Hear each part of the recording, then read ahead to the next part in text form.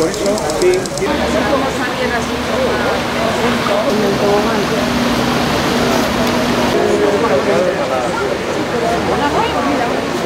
Las piscinas son bonitas, está muy bonita, se ve bien clara el agua y todo, pero el tema está en qué uso vamos a poder hacerla. ¿Cuánto tiempo de usar vamos a poder usar? Si podemos usar lo más posible, pues mejor, pero estamos siempre en el tiempo. Por lo menos son bonitas. Cuando estaban las otras estaba siempre llena y ahora me imagino que más, tienen más campa, tienen más todo, me imagino que más.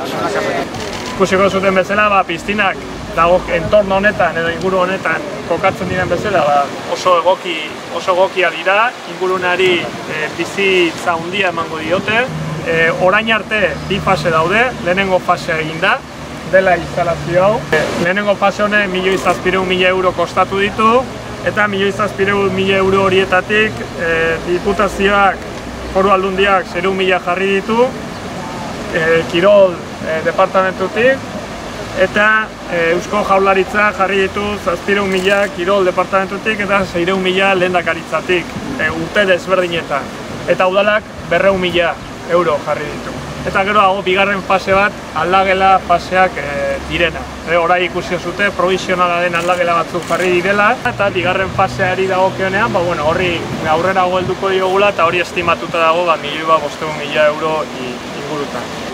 Bereziki garrantzitsua dena da, errenteriar guztiok aukera izango dutela, beraien bonoa edo beste kirol instalakuntzetako urteko bonoa dutenek inongo arazorik gabe piztina hauetan sartzeko, beste kostorik gabe, eta baita ere kontutan hartu behar da provisionalki aldagela horiek dauden bezala, erabaki hartu dela gainontzeko prezioetan, prezio txikiagoak jartzea, errestasun gehiago emateko jendeari sartzeko. Kontutan hartu, jartzen diren prezioak ingurunearekin konparatuta preziorik bajuenak direla sarrerarekin.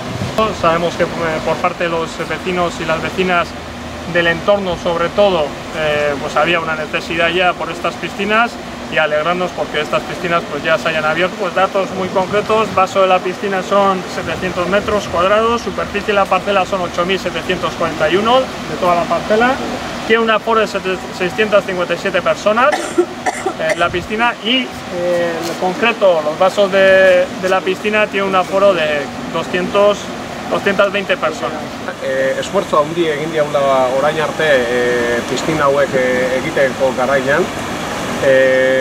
Epoka oso zailetan gerek, diru ez sobran, baina nik usten diat hemendik aurrea ere, udaletxeekin batera eta beste instituzioekin batera lan eginez, iritsiko gaiztekela adostasunen batera bigarren fase hori aurrera eraman ahal izateko. Los vecinos empiecen a disfrutar ya de la instalación, que para eso se ha hecho, ¿no?